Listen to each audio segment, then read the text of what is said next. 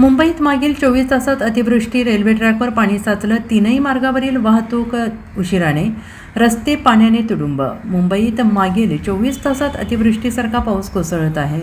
सांताक्रूझ वेधशाळा केंद्रावर मागील 24 तासात 204.6 मिलीमीटर एवढा पावसाची नोंद झाली. कुलाबा केंद्रावर मागील 24 तासात 158.2 मिलीमीटर पाऊस पडल्याची नोंद झाली आहे. आज देखील दिवसभर मुंबईत पावसाचा जोर कायम राहण्याचा हवामान खात्याचा अंदाज आहे. मुंबईतील मुसळधार पावसाचा फटका आता रेल्वे सेवेला बसू लागलेला आहे. शहरातील अनेक सखल भागांमध्ये काही ठिकाणी रेल्वे ट्रॅकवर पाणी साचण्यास सुरुवात झाली. त्यामुळे पश्चिम, मध्य आणि हार्बर मार्गावरील लोकल गाड्या सध्या 15 ते 20 मिनिटे उशिराने धावत आहेत. पावसाचा जोर असाच कायम राहिला आणि ट्रॅकवरील पाण्याची पातळी वाढली तर लोकल वाहतुकीवर आणखीन परिणाम होण्याची शक्यता आहे. सकाळपासून पडणाऱ्या मुसळधार पावसामुळे मुंबईतील अनेक भागात पाणी भरलेलं आहे.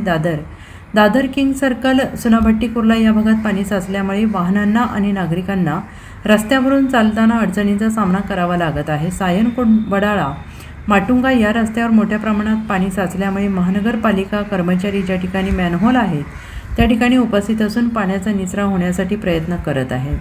Bureau report, SBN Marathi, Mumbai.